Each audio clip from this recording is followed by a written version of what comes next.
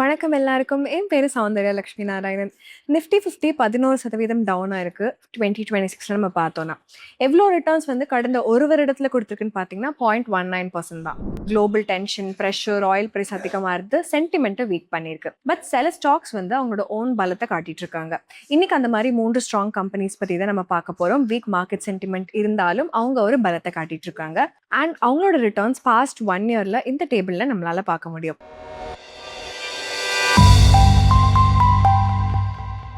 நம்ம பேச போற முதல் நிறுவனம் Torrent Pharmaceuticals. இந்தியாவுடைய 7th லார்ஜஸ்ட் ஃபார்மா நிறுவனமா இருக்காங்க. டோரண்டோட ஸ்டாக் பெர்ஃபார்மன்ஸ் வந்து கொஞ்சம் இன்ட்ரெஸ்டிங்கா இருந்திருக்கு. 2015ல இருந்து 2019 வரைக்கும் லார்ஜா ரேஞ்ச் பவுண்டா இருந்தாங்க. அண்ட் February 2020ல கிளியரா ஒரு மல்டியோ பிரேக் அவுட் கொடுத்துருச்சு. இது வந்து பிரேக் அவுட் வால்யூம்ஸ் எல்லாம் ஸ்பைக் ஆயிருக்கு. ஃப்ரெஷ் பார்ட்டிசிபேஷன் வந்து உள்ள வந்திருக்கு. அதுக்கப்புறம் இந்த ஸ்டாக் வந்து ஒரு பேட்டர்ன் ஃபாலோ பண்ணிக்காங்க. ஃபர்ஸ்ட் கன்சாலிடேஷன், அதுக்கப்புறம் பிரேக் அவுட், அதுக்கப்புறம் ஸ்ட்ராங் ரேலி, அதுக்கப்புறம் ரிப்பீட் ஆயிருக்கு. இந்த ட்ரெண்ட்ஸ் எல்லாத்தையும் நம்ம ரைட் பண்ணோம்னா ட்ரெயிலிங் ஸ்டாப் லாஸ் வந்து யூஸ் பண்றதா பெட்டர். ரைட் நோ ஒரு ரீடெஸ்ட் வந்து 3500 லெவல்ல இருக்கு. இதை வாட்ச் பண்ணிட்டே இருக்கணும். இது கீழே பங்கின் விலை போயிடுச்சு அப்படின்னா இந்த அப் ட்ரெண்ட் வந்து நமக்கு இன்வாலிட் ஆயிரும். சரி, இப்போ இந்த நிறுவனத்தோட வணிகம் என்ன அப்படிங்கறத நம்ம புரிஞ்சுக்கலாம். கம்பெனி வந்து டாப் பிளேயரா இருக்காங்க. எந்தெந்த செக்மெண்ட்லனா cardio, gastro intestinal, central nervous system, அதுக்கப்புறம் காஸ்மோடர்ம் அந்த செக்மெண்ட்ஸ்ல எல்லாம். சிம்பிள் டர்ம்ஸ் சொல்லணும்னா ஃபார்மா பிசினஸ் வந்து 2 வேலை ஒர்க் ஆகுது. ஜெனரிக்ஸ் அப்புறம் பிராண்டட் ஜெனரிக்ஸ். ஜெனரிக்ஸ்னா மெடிசன் வந்து வேற ஒரு கம்பெனி பண்ணியிருப்பாங்க. அவங்களோட பேட்டன்ட் எக்ஸ்பயர் ஆயிருக்கும். அதை எடுத்து நம்மளோட வெர்ஷன் வந்து நம்ம கிரியேட் பண்றது தான் ஜெனரிக்ஸ். பிராண்டட் ஜெனரிக்ஸ் அப்படின்னா என்னன்னா அதே மெடிசன் பட் டிஃப்ரெண்ட் பிராண்ட் பேர்ல கொடுக்கறது. அதாவது டோலோ, குரோசின், சில சால்ட் டிஃப்ரெண்ட் நேம்ஸ்ல வந்து கொடுக்கறது. ஸோ டோரண்டோட கேம் என்ன அப்படிங்கிறத நம்ம தெரிஞ்சுக்கணும். இந்தியா அண்ட் பிரேசில்ல அவங்க பிராண்டட் ஜெனரிக்ஸ் வித்துட்டு இருக்காங்க. அண்ட் யூஎஸ் அண்ட் ஜெர்மனிங்கிற மாதிரி சந்தையில வந்து பிளெயின் ஜெனரிக்ஸ் வித்துட்டு இருக்காங்க. Q3 FY26 படி 75% வருவாய் பிராண்டட் மார்க்கெட்ல இருந்தும் 25% வந்து ஜெனரிக் செக்மெண்ட்ல இருந்தும் இவங்களுக்கு வந்துட்டு இருக்கு. இப்போ நம்ம ஜியோகிராஃபி வைஸ் பார்த்தோம்னா பிசினஸ் வந்து கொஞ்சம் டைவர்சிஃபைடா இருக்கு. 55% இந்தியா, 10% பிரேசில், 10% ஜெர்மனி, 10% யூஎஸ், அப்புறம் 15% ரெஸ்ட் ஆஃப் த வேர்ல்ட்ல இருந்து வந்துட்டு இருக்கு. இப்போ ஒரு பிக் மூவ் நடந்திருக்கு. ரீசெண்டா JB கெமிக்கல்ஸ் வந்து அக்வயர் பண்ணிருக்காங்க. இந்த அக்விசிஷன் மூலமா கம்பெனியோட பிரசன்ஸ் வந்து CDMO செக்மெண்ட்ல வந்து ஸ்ட்ரென்தன் பண்ணலாம் அப்படிங்கிற ஒரு பிளான் தான். டோரண்ட் வந்து 46.39% ஸ்டேக் இந்த ஜனவரி 2026ல ஒரு கண்ட்ரோலுக்காக அக்வயர் பண்ணியிருக்காங்க. 48% இருக்கு டோட்டலா. மேனேஜ்மெண்ட் பிளான் என்னன்னா சிம்பிள். ஃபர்ஸ்ட் கண்ட்ரோல், அதுக்கப்புறம் மர்ஜர், அதுக்கப்புறம் சினர்ஜி கொண்டு வரது தான். R&D வந்து நம்ம இக்னோர் பண்ண முடியாது. கம்பெனியோட R&D ஸ்பெண்ட் வந்து அரௌண்ட் 5% ஆஃப் ரெவன்யூவா இருக்கு. பட் இந்த ரேஷியோ வந்து கிராஜுவலா டிக்ரீஸ் ஆகிட்டே இருக்கு ஒவ்வொரு வருடமும். இப்போ நம்ம வந்து இந்த ட்ரெண்ட் அனாலிசிஸ் பண்றதுக்காக கம்பெனி ஃபினான்ஷியல்ஸ் பார்க்கலாம்.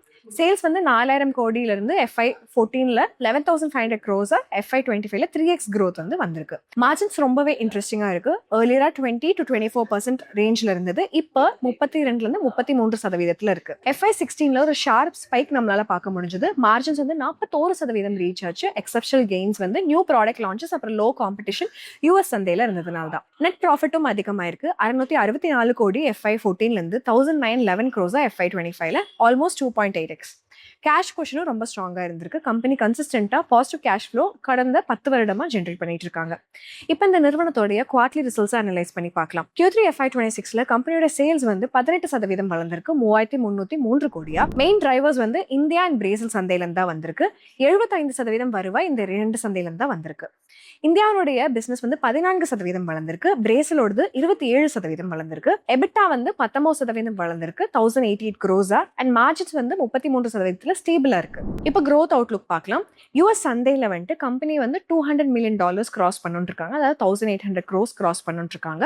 நெக்ஸ்ட் பிளான் வந்து 5 to 7 இயர்ஸ்ல புது ப்ராடக்ட்ஸ் லான்ச் பண்ணுங்கிறது தான். JB Pharma அக்விசிஷன் மூலமா மேனேஜ்மெண்ட் வந்து 400 to 450 crores அடுத்த 2ல இருந்து 3 வருடத்துல ஈட்டலான் இருக்காங்க. நம்ம வந்து நிறுவனத்துடைய ரிஸ்க் என்ன அப்படிங்கறதையும் தெளிவா புரிஞ்சுக்கணும். ஜெர்மனில சப்ளை வந்து இம்பாக்ட் பண்ணப்பட்டிருக்கு ரெகுலேட்டரி இஷ்யூஸ்னால, ஒரு சப்ளையர் கூட இருக்கிறதுனால. அண்ட் 3 to 4 குவார்ட்டர்ஸா இதுக்கான ஆல்டர்னேட்ஸ் பண்ணிட்டு இருக்காங்க. ஸோ பிசினஸ் ரிஸ்க் வந்து கண்டினியூஸா இருக்கு.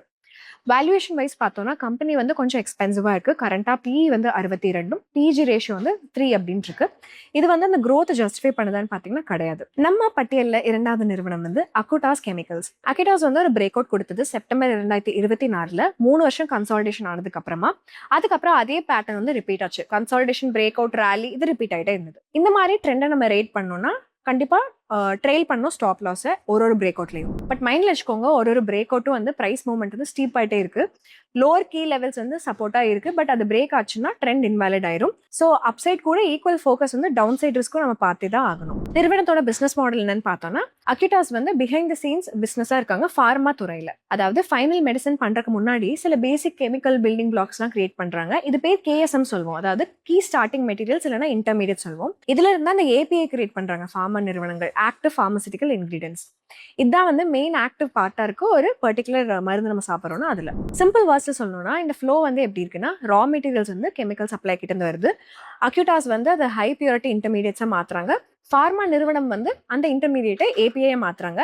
இந்த API வந்து நம்ம மெடிசனை கன்சியூம் பண்றோம். இதுதான் கம்பெனியோட ஃபார்மா இன்டர்மீடியட் செக்மெண்ட். இதுதான் ரொம்ப கோர் பிசினஸா இவங்க பண்ணிட்டு இருக்காங்க. இது தவிர கம்பெனி வந்து ஸ்பெஷாலிட்டி கெமிக்கல் செக்மெண்ட்லயும் ரொம்பவே ஆக்டிவா இருக்காங்க. நிறுவனத்துடைய ரெவென்யூ மிக்ஸ் பார்த்தோம்னா, ஃபார்மா இன்டர்மீடியட்ஸ் வந்து 85% கான்ட்ரிபியூட் பண்ணுது அண்ட் ஸ்பெஷாலிட்டி கெமிக்கல்ஸ் வந்து 15% கான்ட்ரிபியூட் பண்ணுது. கம்பெனி வந்து ஹை க்ரோத் செக்டர்ஸ், அதாவது செமிகண்டக்டர் கெமிக்கல், பேட்டரி கெமிக்கல், இந்த மாதிரி செக்டருக்குள்ளேயும் இப்போ புதுசா என்ட்ரி போட்டிருக்காங்க. இது வந்து ட்ரூலி குளோபல் நிறுவனமா நம்ம பார்க்கலாம். 74% டோட்டல் சேல்ஸ் வந்து 55க்கும் மேற்பட்ட நாடுகள்ல அவங்க எக்ஸ்போர்ட் பண்ணிட்டு இருக்காங்க. கடந்த 5 வருடமா சேல்ஸ் CAGR வந்து 33%, லாபத்தினுடைய ஒட்டுமொத்த சராசரி வளர்ச்சி விகிதம் 41% இருந்திருக்கு. நிறுவனத்துடைய குவார்டர்லி ரிசல்ட்டை பார்த்துடலாம். Q3 FY26ல நிறுவனத்துடைய விற்பனை வந்து 393 crores வளர்ந்திருக்கு. மெயின் டிரைவர் வந்து 47% CDMO அண்ட் கோர் ஃபார்மா இன்டர்மீடியட்ஸ்ல இருந்து வந்திருக்கு. EBITDA 119% அதிகமாயிருக்கு, 151 crores அண்ட் மார்ஜின்ஸ் வந்து 25% அதிகமாயிருக்கு.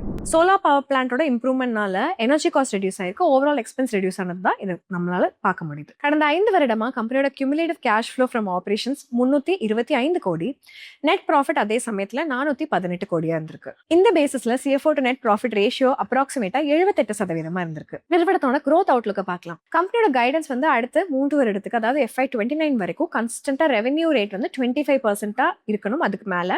அண்ட் இன்க்ரீஸ் growth கைடன்ஸ் வந்து 30% கொடுத்திருக்காங்க. ஸ்ட்ராங் கைடன்ஸ், பட் முதலீட்டாளரான நம்ம இதை மானிட்டர் பண்ணிட்டே இருக்கணும்.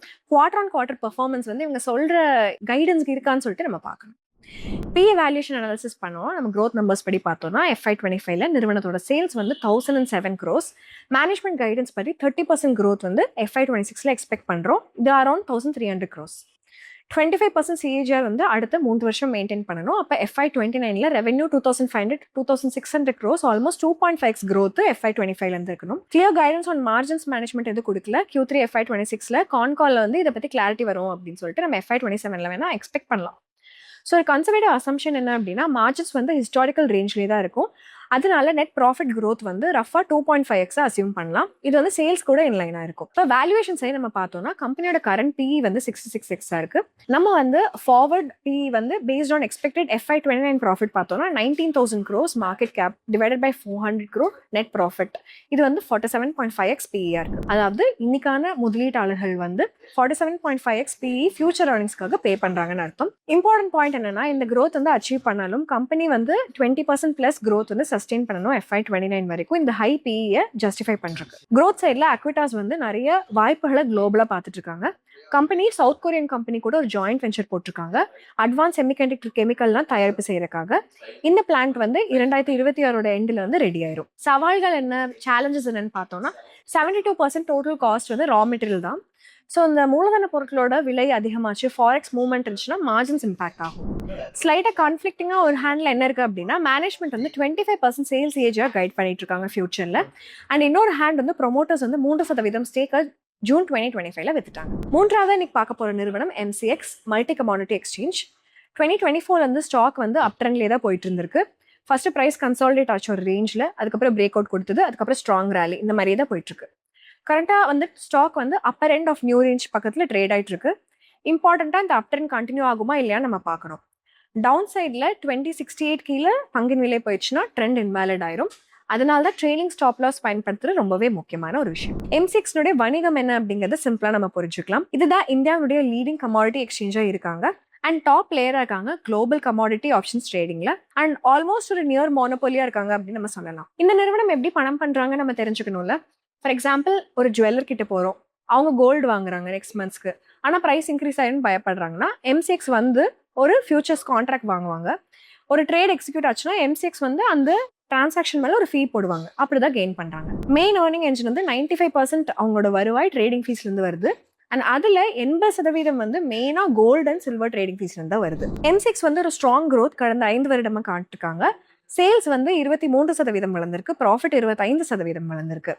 மார்ஜின்ஸ் ப்ரெஷர் வந்து இருந்திருக்கு, எஸ்பெஷலாக 2023 அண்ட் 2024. ரீசன் ரொம்பவே சிம்பிள். பிளாட்ஃபார்மோட டிரான்சிஷன், ஹைடெக் காஸ்ட் இதெல்லாமே அடிஷ்னல் சார்ஜஸ் வந்து இன்கர் பண்ணிச்சு இந்த இயர்ஸில். அக்டோபர் 2023 பிளாட்ஃபார்ம் வந்து லான்ச் பண்ணாங்க. டாடா கன்சல்டன்சி சர்வீசஸ் மூலமா காஸ்ட் ரெடியூஸ் ஆச்சு அண்ட் மார்ஜின்ஸ் வந்து ஷார்ப்பாக ரீபவுண்ட் ஆச்சு. இன்னொரு பாசிட்டிவ் ட்ரெண்ட் என்னன்னா, ப்ராஃபிட்ஸ் வந்து கோர் ஆப்ரேஷன்ஸ்லேருந்து வருது, அதர் இன்கம்லேருந்து வராமல். நம்ம வந்து டிசம்பர் 2025 நம்பர்ஸ் பார்த்தோம்னா M6ஓட சேல்ஸ் வந்து 121% அதிகமாக இருக்கு, 666 crores. எப்படி இது நடந்ததுன்னா ரொம்பவே சிம்பிளான ஒரு ரீசன் தான். ஜம்ப் மெயினாக ஹை மார்க்கெட் வாலட்டிலிட்டிலேருந்து வந்திருக்கு அண்ட் கோல்ட் அண்ட் சில்வர் ப்ரைஸஸில் ஒரு சர்ஜ் இருக்கு, அதனால வந்திருக்கு. அதனால ட்ரேடிங் ஆக்டிவிட்டி பூஸ்ட் பண்ணியிருக்கு. ஃபியூச்சர்ஸ் அண்ட் ஆப்ஷன்ஸ் வந்து 200% ப்ளஸ் வால்யூம் க்ரோத் பார்த்துருக்காங்க. ஃபியூச்சர்ஸில் மட்டுமே கோல்டு அண்ட் சில்வர் வந்து 80% கான்ட்ரிபியூட் பண்ணியிருக்கு. எக்ஸ்பென்சஸ் வெறும் 59% தான் அதிகமாக இருக்கு. டைரக்ட் பெனிஃபிட் ஆப்ரேட்டிங் லெவரேஜ் நம்மளால பார்க்க முடிஞ்சது.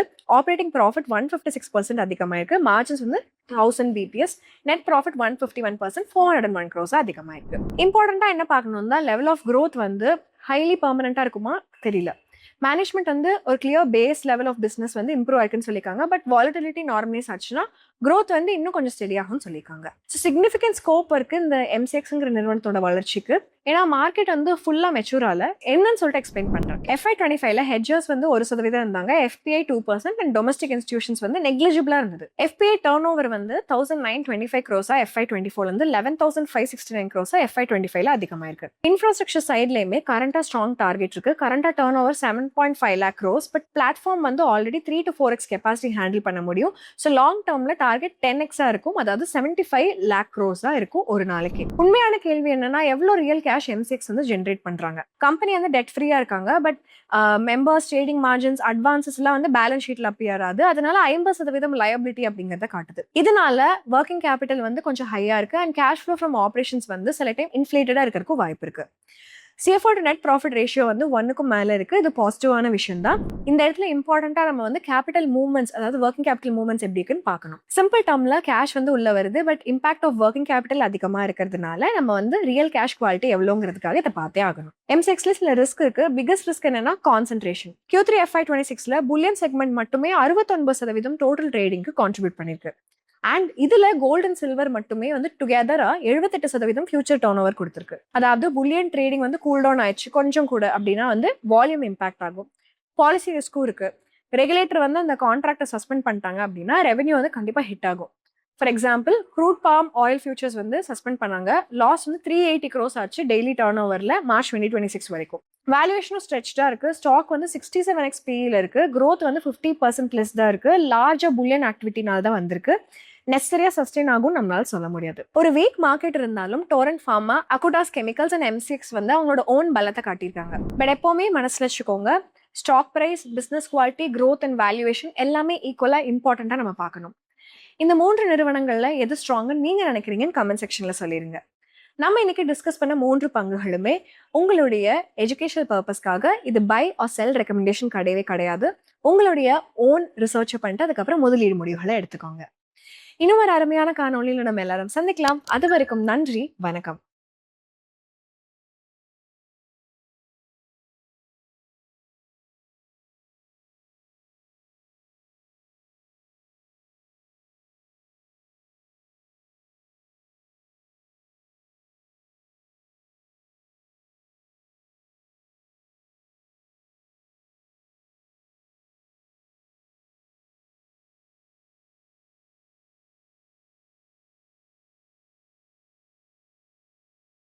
Investment in securities market are subject to market risks. Read all the related documents carefully before investing. Please read the risk disclosure documents carefully before investing in equity shares, derivatives, mutual fund, and or other instruments traded on the stock exchanges.